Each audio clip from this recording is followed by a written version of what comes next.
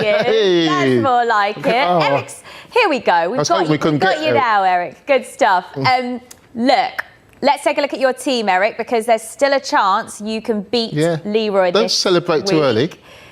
Here we go. Eric is absolutely cruising it at the moment. 70 points. But he doesn't have the triple captainship in play, which is quite impressive to have 70 points without 30 from Salah, just the 10. Why didn't you triple captain him? Eric, have you already used it? No, I've not used it. I felt it's not time yet.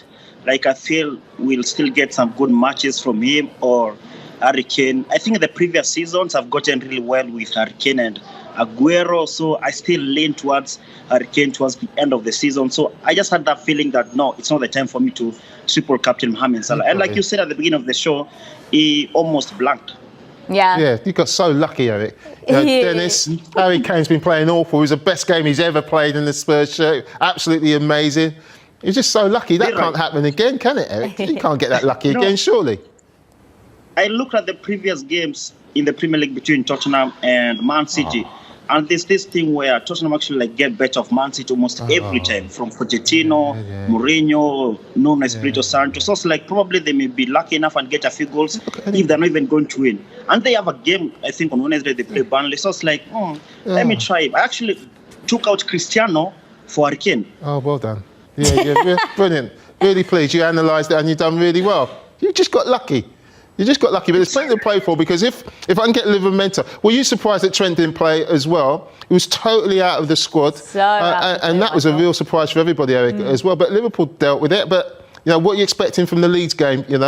Jota, Firmino, there's doubts over them, and Klopp has said there's a doubt over them for the final. So it really it makes you think that Salah might play the full 90 minutes. Yeah. Of course, he may play, but I do feel he will not play. He will not play 90. I think he play like 70. We still need to get the Carabao Cup because it's one of the most important trophies right now. We've not won it, so I think Diaz, Mane, and probably Origi. We saw Origi and Minamino during the other game, so they may get some game time if we control the game early enough. And the question that you asked about Livramento, I had him for the last, I think, like 6 weeks. When he got injured, I did not get him out. He was on my bench for the last couple of weeks. And then when he came back, I think last week he played like 3 minutes. And then this week I was like, they're playing Everton. That's a clean sheet. I got him in my team.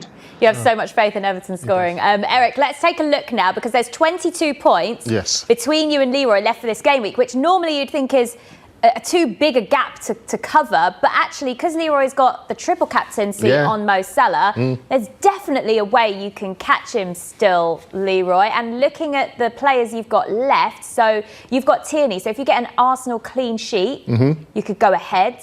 Edouard, I believe, did he play the last game? No, he did not play. I don't think he played. He was on the bench. So he could get a start in the next game, you never know, or he might come on and do something to prove a point. Away at Watford as well. But then Eric with Dennis and Kane is quite a big deal. What do you think, Eric? Kane against Burnley? Honestly, I think Mohamed Salah is the key difference here because of triple captain, but I don't think he's going to get more than 2 goals. And either way, it's only times 2 of Mohamed Salah. He doesn't have Hurricane. If Hurricane scores versus Burnley, they're motivated now. They beat Man City. What's the biggest motivation you can get in the league? So I do think Tottenham are going all out. And if Mohamed Salah scores, I hope Hurricane is going to score and give me the points to beat Leroy. Yeah, look, I think Salah will score. He'll mostly score 2. It's interesting how he came to a bigger challenge, though, Eric, because I don't think Burnley are going to dominate possession like Man City, and Spurs were going to be able to play on the counter-attack like they did. So it's a different challenge. But you are in the hot seat, and you know what? It's yours to lose. It is yours to lose. If you lose this, you know what? I don't think you can show your face again ever on Fanzone. But I'm sure you will because you're brave. But if you lose to me in this situation, when it's all done and dusted, I think it's embarrassing, in all honesty. Yeah, that's true. If I lose to you this week, I'm going to quit fantasy. I'm back on fantasy next week. Eric, don't let his mind games get to you. Let's see how your team actually got on at the weekend. Not your fantasy team, but your real team, Liverpool. A little bit of a scare in the first half, wasn't it? Eric, were you a little bit worried at this point? Yeah, of course. I was watching some guys in town, and we had created so many chances, but still not converting them. And when they scored, I was like, well, we'll get goals, but I do think we need to do something. But I think the reply from the boys, from Diaz, Mane, and Salah, especially the first goal from Mane, and then we kept the intensity going. In fact, even after scoring the first goal. So I think that was the perfect reply. And playing earlier than Man City, that meant that now we are mentally ahead of them on that day. So I think that was comforting win by the end of the 90 minutes. Yeah, and Eric, Luis Diaz, he looks some talent, by the way. He looks so good. And you know what? You looked at injuries to Firmino and Jota. When Diaz wasn't there, you're thinking, what they're going to do with Origi or Minamino.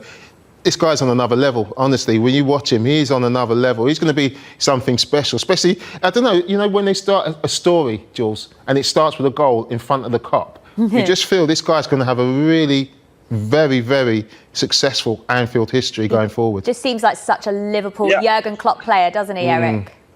Yeah, and I think it's come at the right time when we're pushing for the league and the Champions League. We need all these players. I mean, if a player can come to Liverpool and break into the front three, like we've seen with Diogo Jota and now Luis Diaz, that means that's a special player. There are not so many players who can come to Liverpool and bench one of those three players that we have. So I do think he's the kind of player we wanted. He's playing like our system. We could see the first game he played in the Champions League against Inter Milan. He looked so comfortable, like he's played for us for like 10 or 11 games. With us pushing for the Champions League and the Premier League, we need all these players. It reminds me of 2018-19 season when we lost the league by 1 point. And I do think if we had so many creative players right now, probably would have won it. But this season now, I do think we are ready to go now 2 by 2 with Man City now until the end of the season. Well, yeah, you must have been feeling pretty good going into the late game on Saturday, knowing that Liverpool had picked up all 3 points. And then actually, to be fair, the game went back and forth, didn't it? The Man City-Tottenham game. So what was your reaction when Kane scored that late winner for Tottenham? Let me tell you, I celebrated like when Origi scored in the Champions League.